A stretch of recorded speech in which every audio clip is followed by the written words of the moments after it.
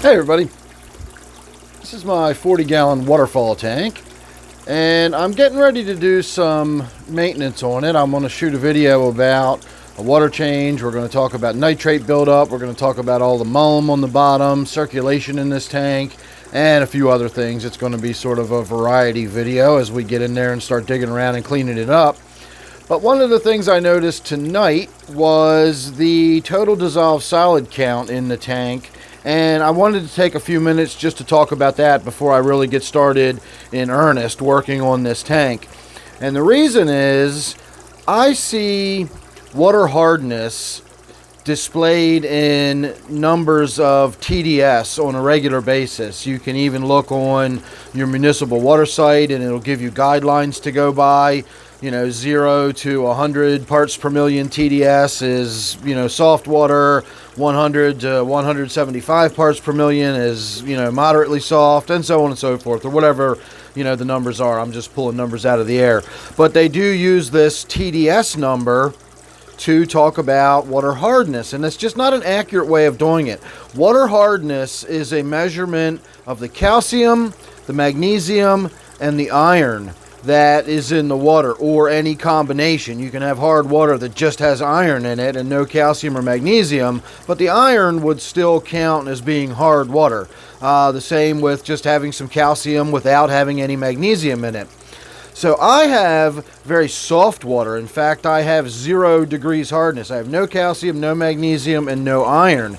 It comes out of my ground that way, and then it goes through a water treatment system that I have that ensures that there is no calcium, magnesium, or iron in this water when it goes in my tank.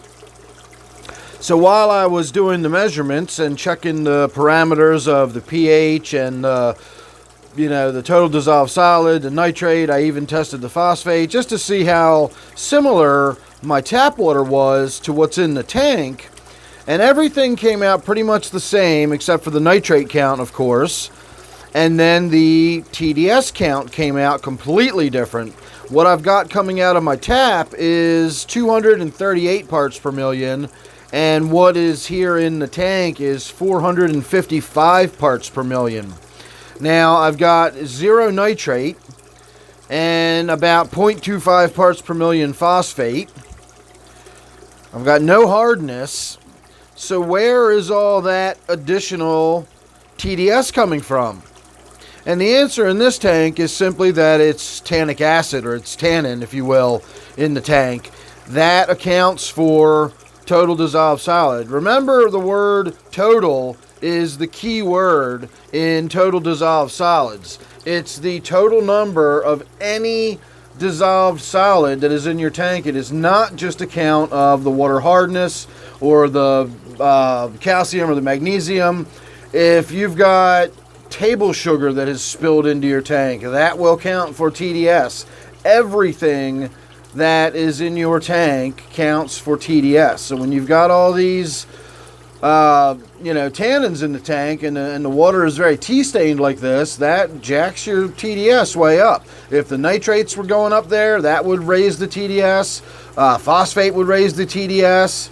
Any kind of mineral salts would raise the TDS. Aquarium salt would raise the TDS. And yet none of this would affect the water hardness. As I said, I have 0 degree hardness, but I've got 455 parts per million total dissolved solids in this tank.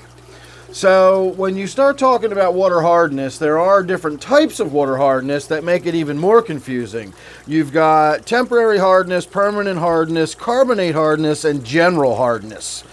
And usually, generally speaking anyway, general hardness is what you're talking about when you talk about water hardness and whether fish is a hard water fish or a soft water fish. And so in those terms, that is indeed a measurement of the calcium and the magnesium, and you don't have to worry about all the various, carbonate hardness, temporary hardness, and all that kind of stuff. The general hardness is what we're talking about, and using total dissolved solids is just not a good way to measure that. A good way to measure that is to get a hardness test, a general hardness test, and you actually just measure the general hardness, and it'll tell you how hard your water is, and that way you don't have to worry about it. So the total dissolved solid test And the test meter is a good meter to have. It really does provide valuable information, but it only provides you a small piece of the puzzle. You have to understand what you're looking at and maybe be able to test for some other parameters and maybe be able to do a little bit of deduction,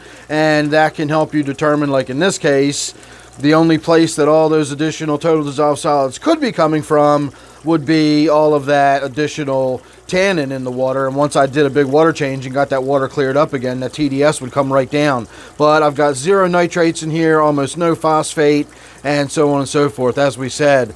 And yet I've got 455 parts per million TDS. So not a good way to judge water hardness in general terms. So thanks for watching. Hope you enjoyed.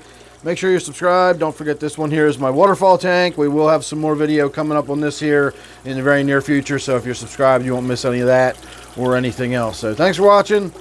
I'll see you real soon in the next one.